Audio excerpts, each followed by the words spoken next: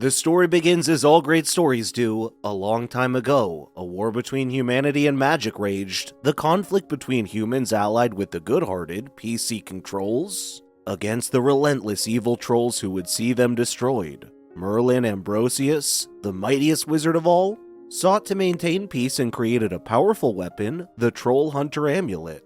Millennia have passed and trollkind settled back to the shadows beneath the human world in the quiet hamlet of Arcadia Oaks. The last troll hunter, Kanjigar, was felled in battle by an evil troll. For the first time in its creation, Merlin's amulet called to a human, James Jim Lake Jr., who finds the amulet amongst rubble in the canal. Jim struggling to be the troll hunter at first, but with his friend's help, he was able to save the world more than once. In his last battle, Jim was felled by dark magic, and the amulet was destroyed by the malevolent primordial wizards known as the Arcane Order.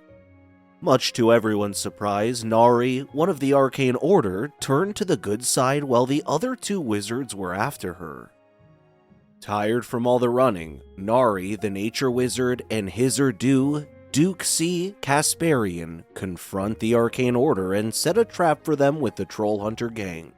Nari and Duxie act as bait to lure Belrock, the Fire Wizard, and Skrael, the Ice Wizard. When Nari and Duxie get cornered on a train, Jim and Claire Nunez show up to help.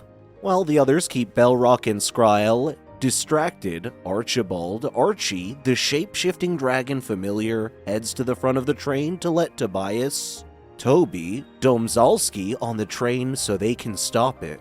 Meanwhile, Stort, Steve Palchuk, and Eli Pepperjack await on a taco truck to activate the unmagic generator to render Belrock and Skrael's magic useless. When Toby tries to stop the train, he broke the brake lever.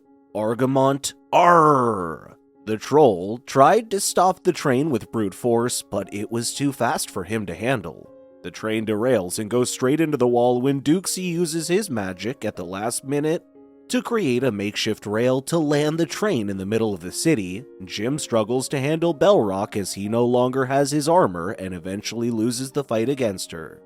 Their mission failed and Belrock and Skrael took control of the situation and captured Nari. Duxie grabs Nari and chants a transmogrification spell to switch their minds before Nari gets captured, making Belrock and Skrael think they have her. After Belrock and Skrael disappear with the supposed-to-be Nari, the Troll Hunter gang is surrounded by cops and taken to the precinct for questioning. Although everyone else keeps their mouths shut, Toby can't keep a secret and excitedly tells the cops everything. Suddenly, Krell Terron, the alien prince of Akiridian 5, shows up at the precinct with two robots pretending to be some big shot to take custody of the prisoners. As they are about to leave the precinct, the robot malfunctions and blows their cover. Nari uses her powers to create a vine wall to hold the cops while they escape. Jim later wakes up back in the Flying Castle Camelot, where Barbara Lake, his mother, is tending to his injuries from the last battle.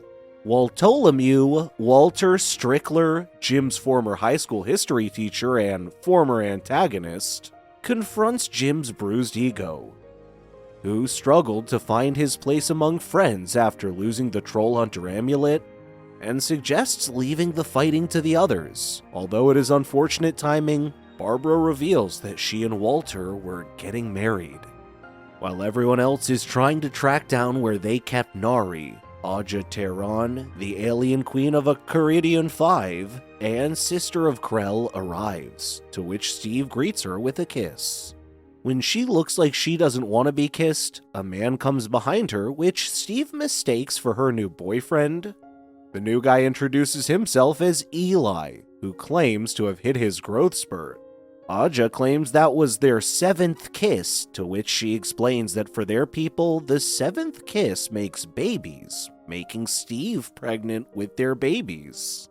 With everyone gathered around the table, Blinky Galadrigal, Jim's mentor, explains that based on Merlin's grimoire, the Arcane Order intends to unlock the Genesis seals to reawaken the Titans. It is said that the Titans were imbued by the Arcane's primordial energies, which became handmaidens to the creation of the universe.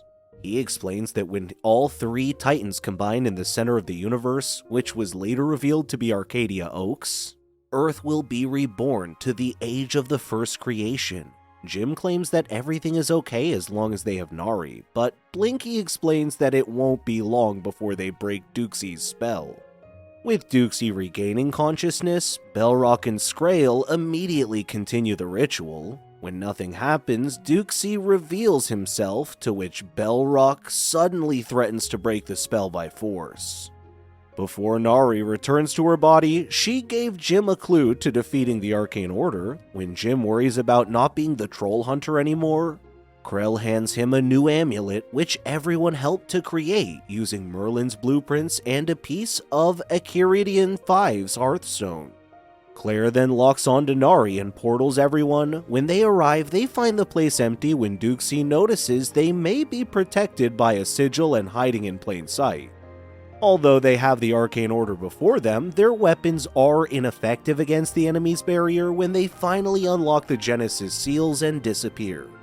As prophesized, the Titans will rise. On the snowy Alps of Greenland, Scrail, the Ice Titan, rose from the ground. Nari and the Nature Titan emerge from the forests in Brazil, while Belrock and the Fire Titan surface from under the South China Sea.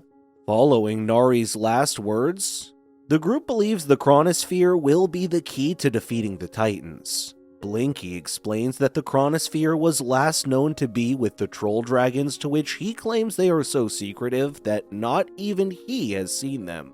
Archie suggests asking his father, who he claims to have run with bad company in the past. Aja suggests that they must start evacuating the people using Acaridian's ships.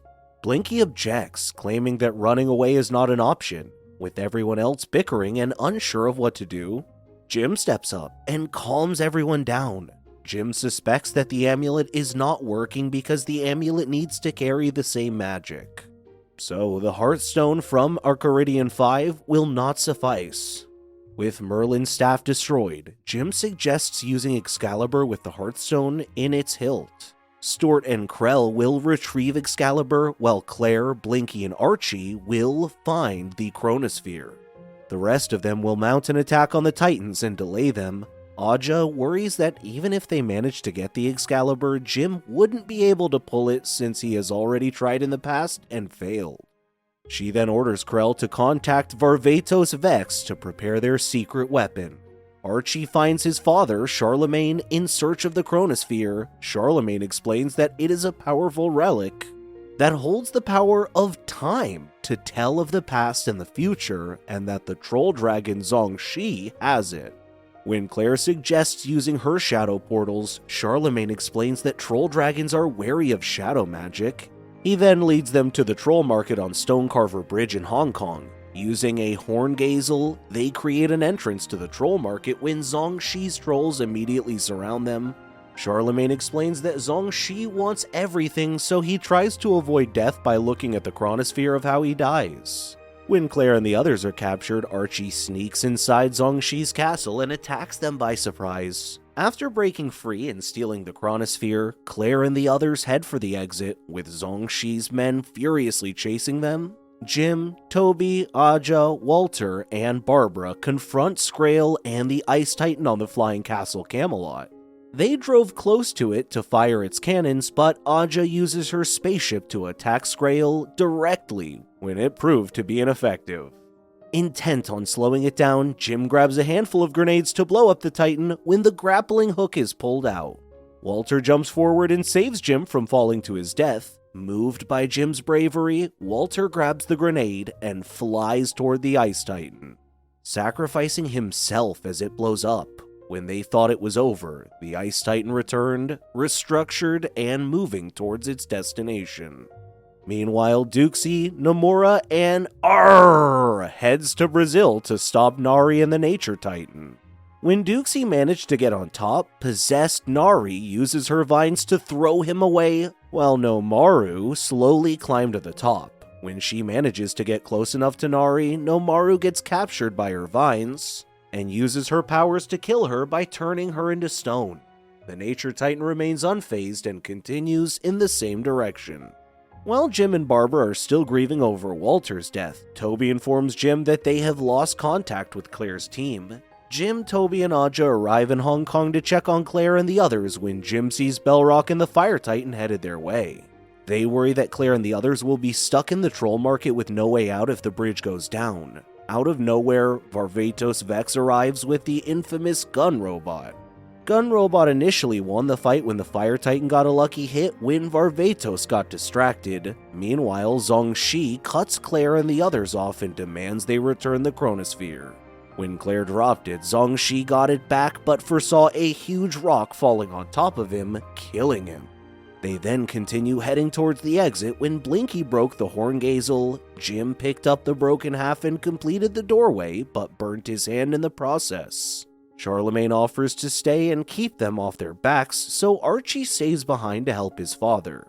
The team regroups after failing to stop the Titans and losing friends in the process. Dukesy claims he can get through the possessed Nari, so Claire opens a shadow portal to Mexico where Nari and Nature Titan are. Dukesy manages to get through to Nari when he reaches her hand and broke the Arcane Order's mind control.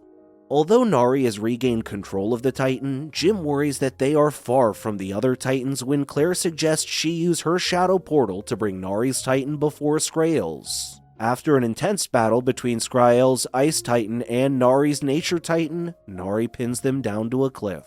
Skrael managed to punch through Nari's gut while Nari fought back and tore through his heart, and they both died along with their Titans.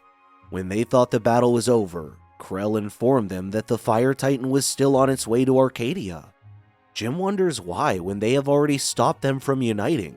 When they rechecked Merlin's grimoire, they discovered that the Titan only needed to join with the Hearthstone, to which Arcadia holds the only surviving primordial Hearthstone on Earth. Should one Titan succeed, it will recreate the world to that element.